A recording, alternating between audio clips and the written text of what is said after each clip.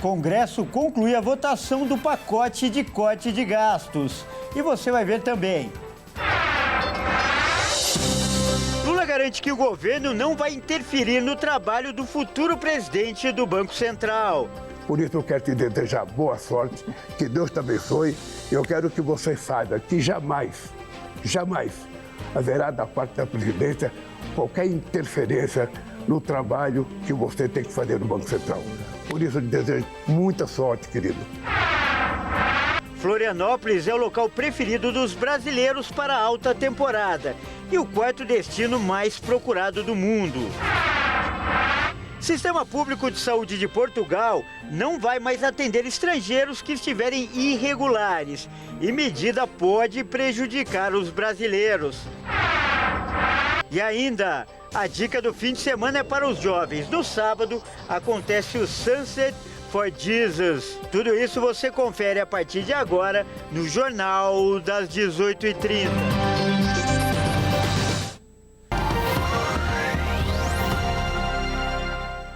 Olá, seja muito bem-vindo. Nós estamos ao vivo, agora são 18h36 pelo horário de Brasília.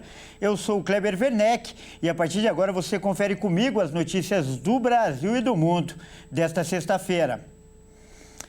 E o Senado Federal aprovou hoje o projeto de corte de gastos do governo. E entre as principais medidas está a criação de um teto para o crescimento do salário mínimo.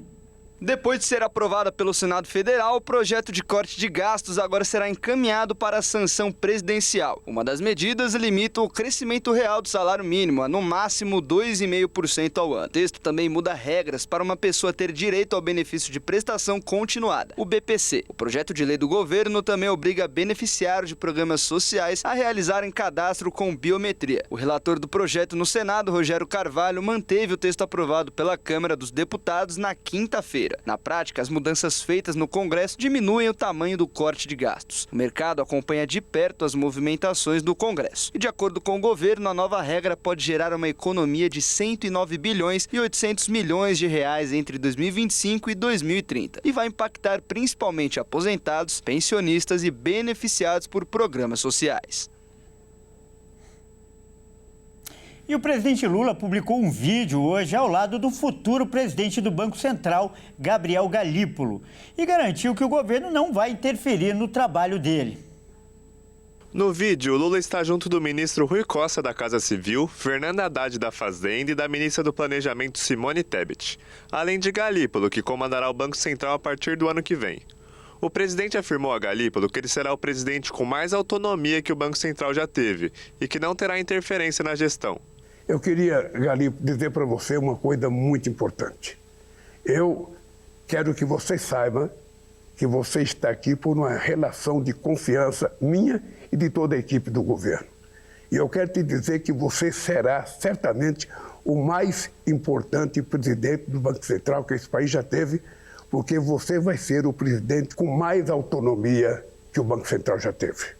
Porque eu tenho certeza que pela tua qualidade profissional, pela tua experiência de vida e pelo teu compromisso com o povo brasileiro, certamente você vai dar, sabe, uma lição de como é que se governa o Banco Central com a verdadeira autonomia.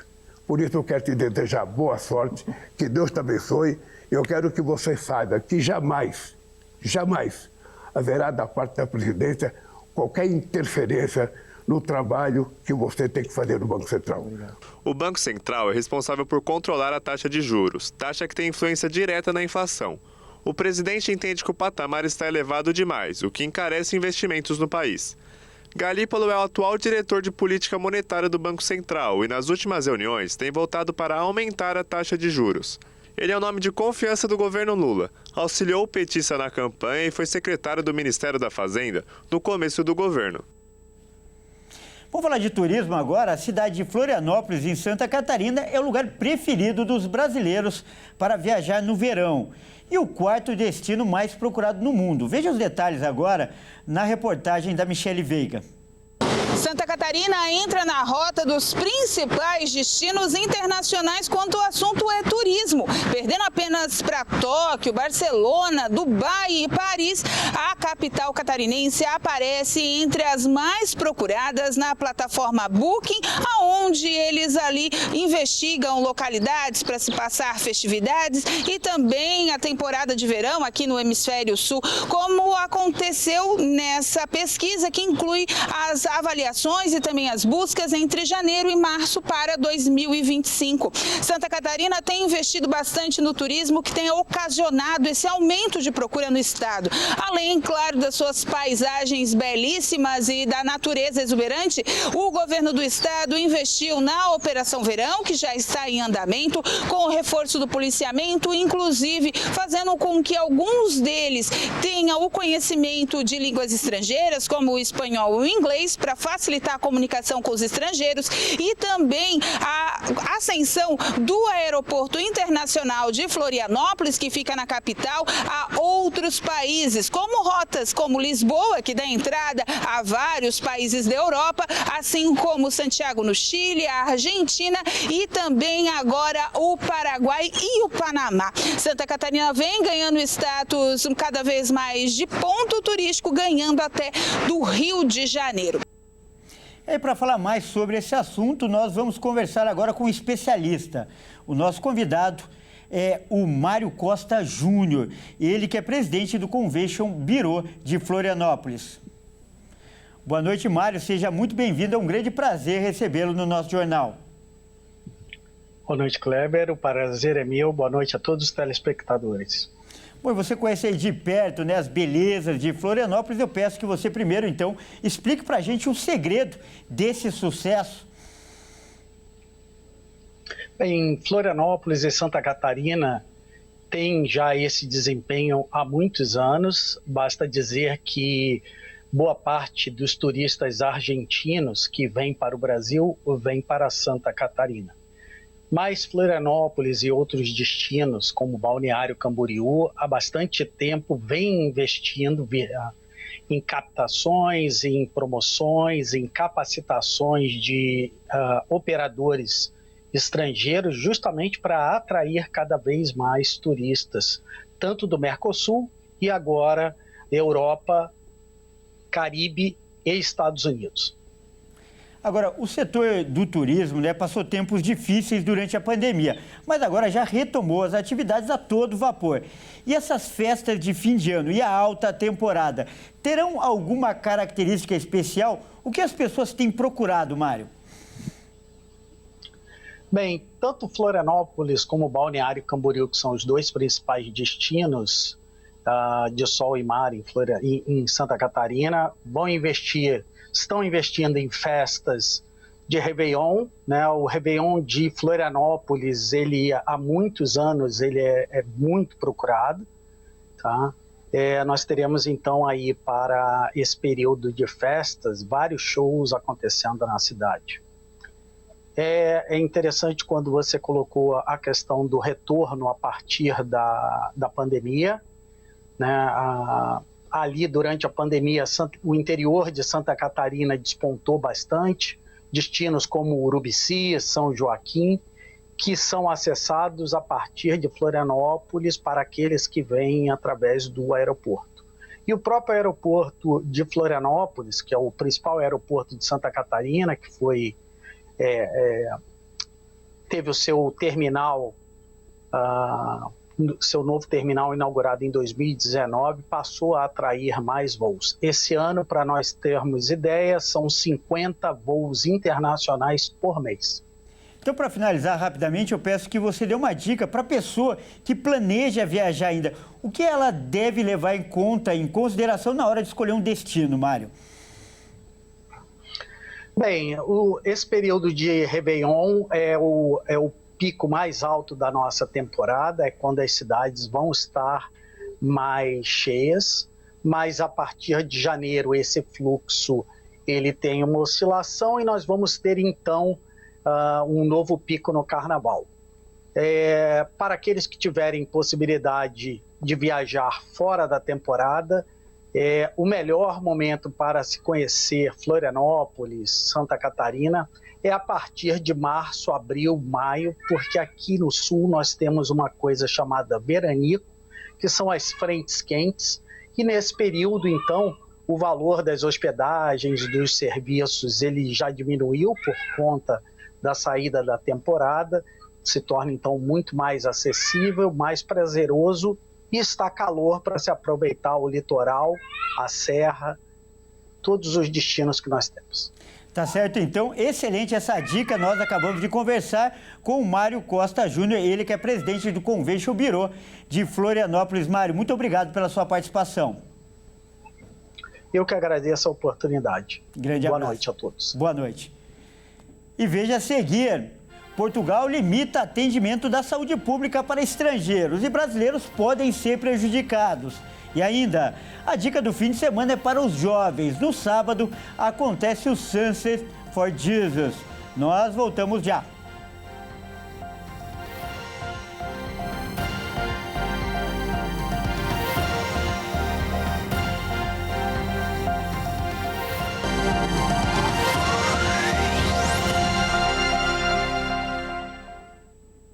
Mais uma vez, seja muito bem-vindo. Nós estamos de volta e ao vivo. São 18 horas e 47 minutos pelo horário de Brasília. E a gente volta falando de esportes aqui no Jornal das 18h30. E quem traz as informações, como sempre, é ela, Maíra Anjos. Boa noite, Maíra. Seja muito bem-vinda. E após temporada sem título, do Palmeiras, parece que a diretoria alviverde vem com tudo agora nesse mercado aí, nesse período de contratações. Com certeza, Kleber. Boa noite a você e a todos que nos acompanham. Além do anúncio de Facundo Torres, acerto com Paulinho, o alviverde quer Andrés Pereira. As contratações foram uma exigência do técnico Abel Ferreira para abrir conversas sobre a renovação até 2027. Depois da última temporada sem muito brilho da equipe de Abel Ferreira, Palmeiras iniciou o período de contratações com bastante agressividade. Até o momento, o alviverde confirmou somente a contratação de Facundo Torres, atacante uruguaio de 24 anos, que chega do Orlando City como uma grande aposta. Apesar do alto valor investido em Facundo, cerca de 85 milhões de reais, tudo indica que o Verdão está muito disposto a abrir a carteira em contratações. Em conversas muito adiantadas com Paulinho, atacante do Atlético Mineiro, o acordo está quase fechado, faltando detalhes para se concretizar. Mas o nome da vez que está agitando os torcedores alviverdes é de Andrés Pereira. O meio-campista que atua no Fulham da Inglaterra e tem sido frequentemente convocado pela seleção brasileira é o novo alvo de Leila Pereira e companhia. Apesar do negócio não ser nada fácil, uma vez que o jogador é considerado por muitos como o principal atleta do Fulham, o projeto que o Verdão apresentou a ele teria o agradado muito. E Andrés estaria mais do que disposto a voltar para o Brasil. E se engana quem pensa que o Verdão vai parar por aí. A diretoria do clube já disse que está à procura de um centroavante e um novo zagueiro. Certamente nem mesmo os palmeirenses esperavam tanta agressividade nas contratações como estão vendo agora. Olha, Maíra, e outro mercado que está em alta agora nesse período de férias do futebol é o de técnicos, né, Maíra? Isso mesmo, Kleber. O Atlético Mineiro, Vasco, Grêmio e Santos ainda estão à busca de um novo comandante para 2025.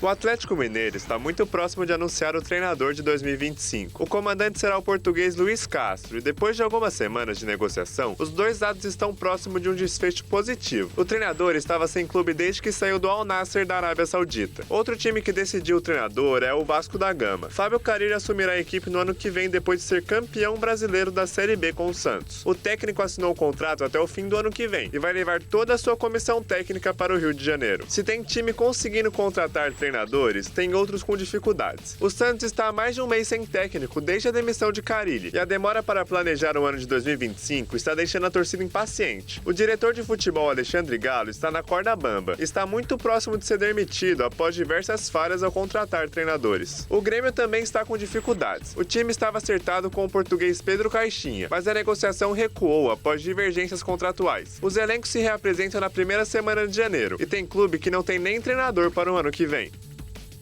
Bom, Kleber, por hoje é só. Um bom fim de semana para você e para todos que nos assistem. Até semana que vem. Muito obrigado e um bom fim de semana para você também. Olha só, o Parlamento de Portugal aprovou uma nova lei e que vai limitar o acesso ao sistema gratuito de saúde do país para os estrangeiros. A medida pode prejudicar muitos brasileiros que vivem por lá. Vamos conferir. O novo projeto de lei, aprovado pelo Parlamento português, vai limitar o acesso ao Sistema Nacional de Saúde para estrangeiros no país. O número de imigrantes já passa de 1 milhão. E os brasileiros podem ser os mais afetados, já que são 35% do total. Com essa nova regulamentação, os estrangeiros com visto em situação irregular não podem ter acesso ao sistema gratuito. Isso porque, com o projeto, os imigrantes precisam pagar pelo serviço público. O atendimento só será feito em casos de emergência. O projeto é defendido pelo Partido Chega e pela Aliança Democrática e ainda não tem data para entrar em vigor. Os deputados portugueses ainda vão definir se os brasileiros vão ficar de fora dessa mudança. E sexta-feira também é dia de dica para o fim de semana aqui no Jornal das 18h30. E quem traz as informações é a Amanda Silva. Boa noite, Amanda. Mais uma vez, seja bem-vinda. E qual é a dica boa aí para este fim de semana? Boa noite, Kleber, e boa noite a todos que estão nos acompanhando. A dica para esse fim de semana é especialmente para os jovens. Amanhã vai acontecer o último culto do ano dos Jovens que Vencem. E o pastor Alan Costa mandou um recado muito especial para nós. Vamos conferir. Em um culto mais do que especial, a última reunião dos Jovens que Vencem vai ser uma bênção para quem participar.